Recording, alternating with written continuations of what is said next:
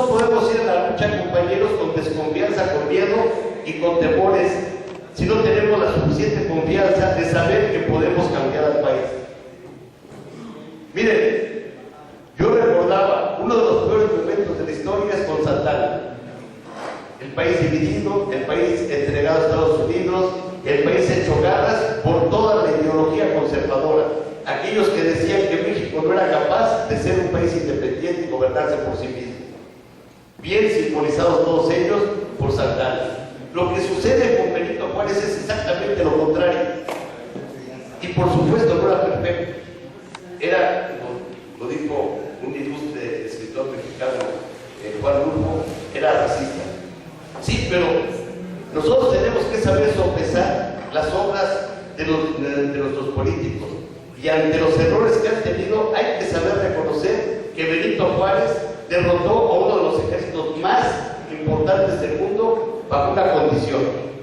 ¿Cuál fue la condición para sacar al ejército francés? La unidad del pueblo mexicano. La unidad del pueblo mexicano, la resistencia del pueblo mexicano ante todas las adversidades. Y se logró triunfar, y no solo se triunfó expulsando al ejército francés, sino que se llevó a Maximiliano y a par de traidores de Amor y Mejía al Cerro de las Campanas. Ante la petición de todo el mundo, del Papa, del presidente, de que no se fusilara a Maximiliano, se cumplió y se tenía que cumplir. ¿Por qué? Porque el Señor no vino aquí a poner un gobierno.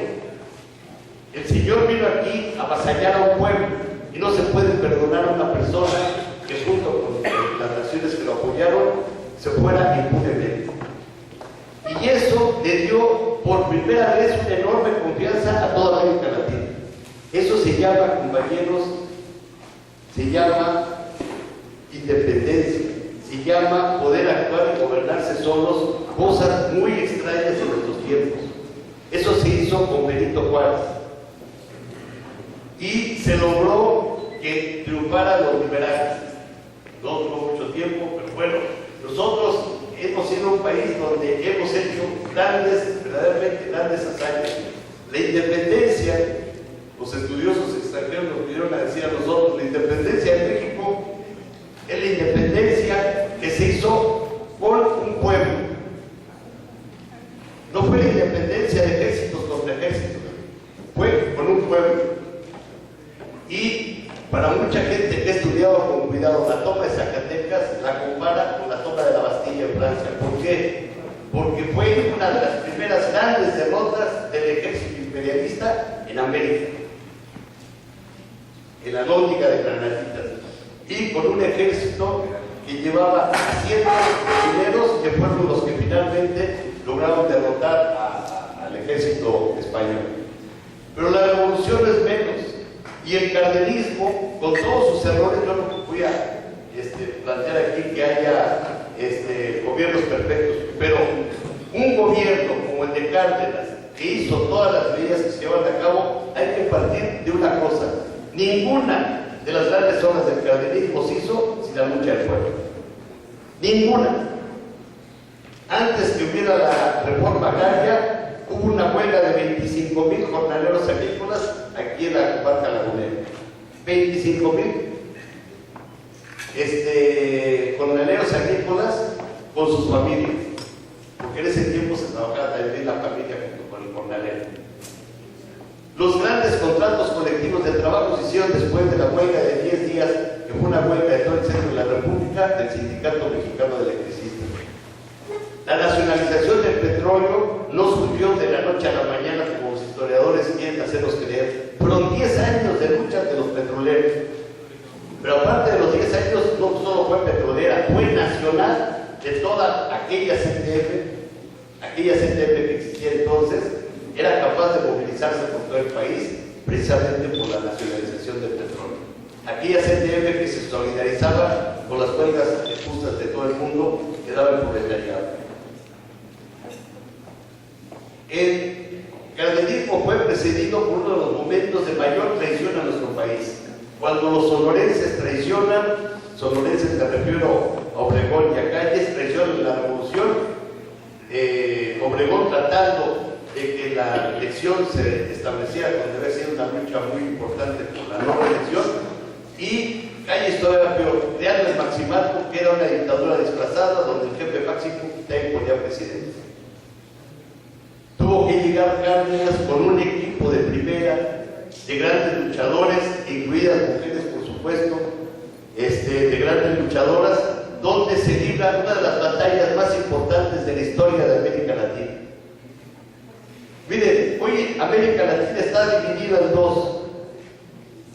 Y no, yo lo diga, sino los estudiosos de este tema lo comentan. Hoy el mundo se ha derechizado, vive a la derecha.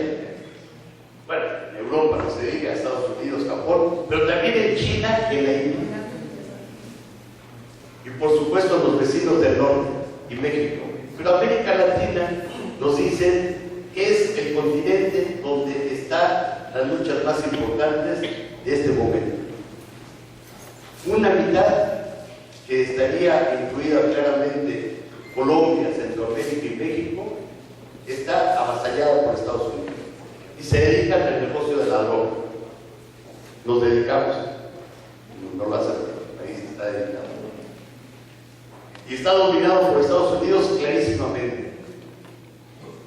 Y la otra mitad de América Latina es la que está librando la soberanía nacional, pero una soberanía más importante que la nacional, que es la soberanía regional. No sé si ustedes recuerdan que desde el año 2000, Argentina votó a la Rúa cuando trató de establecer en Argentina un estado de sitio, una suspensión de garantías. Salió, bajó todo el pueblo argentino, cuando menos desde Buenos Aires, que fue el que pudimos ver, y no solamente sacó el estado de sitio, sino también al propio presidente de la Rúa. Ahí empezó un cambio muy importante. En Venezuela, en 2002, por primera vez en la historia de nuestro continente, por primera vez se abortó un golpe de Estado hecho en Estados Unidos, cuando trataban de derrocar a Hugo Chávez. Y así hemos ido avanzando.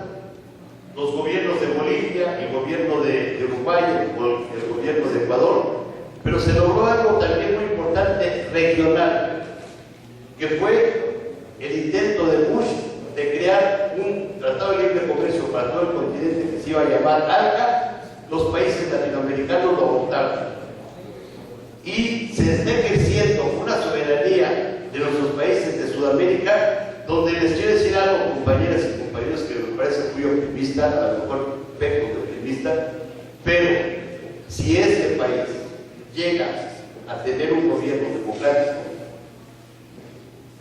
la alianza de América Latina puede ser decisiva en contra de Estados Unidos. Es decir, nosotros tenemos una alternativa viva en América Latina que podemos estudiarla porque está viva, está a la vista de todos nosotros. Hace rato que se hablaba de los derechos, el famoso artículo 39, yo recordaba que Venezuela con Hugo Chávez creó un poder fundamental, y está en su constitución de Venezuela, que es el poder de la ciudadanía. Es decir, mientras que en nuestro país la soberanía popular, la participación del pueblo se le llama soberanía popular, en vez de que se haya fortalecido como en América Latina, en nuestro país la Suprema Corte de Justicia le ha dado un golpe muy importante al artículo 39 de la soberanía popular, decretando que las consultas populares no procedían, más allá de los partidos y más allá de que lo pidieron. Más allá de los partidos, aquí el fondo es que no se le puede dar la palabra, dice la Suprema Corte de Justicia, al soberano, al pueblo, a la ciudadanía. Se le niega la voz. Mientras que en los países de Sudamérica ese derecho se ha venido ampliando. ¿Cómo se amplió? Tienen el derecho a poder revocar el mandato.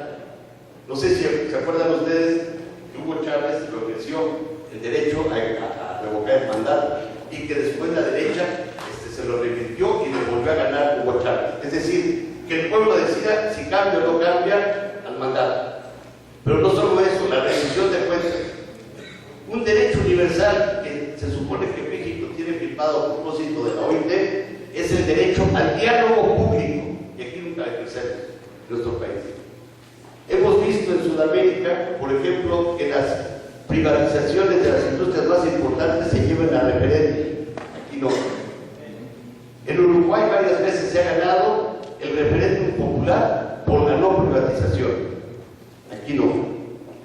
Entonces nosotros tenemos tres derechos muy importantes que no hemos podido ejercer, que es, en primer lugar, la soberanía popular, que es la participación del pueblo.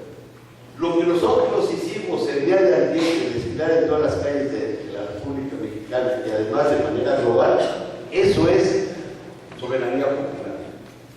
Salimos a expresarnos todos porque fue nuestra voluntad soberana. Según el 39 somos el soberano. La otra soberanía es la nacional. Es el derecho a ser independientes y a gobernarnos nosotros por sí mismos. Esto no existe en México. En 1965, a mí me gusta recordar esa entrevista que le hacen al general Cárdenas 5 años antes de que muriera. Lo vinieron a entrevistar de Nueva York y le preguntaron: para usted, ¿cuál es el problema más importante de México? Y él contestó: Estados Unidos. Y luego agregó: permítanme aclarar, no el pueblo norteamericano, el gobierno norteamericano y las transnacionales norteamericanas que intervienen en México.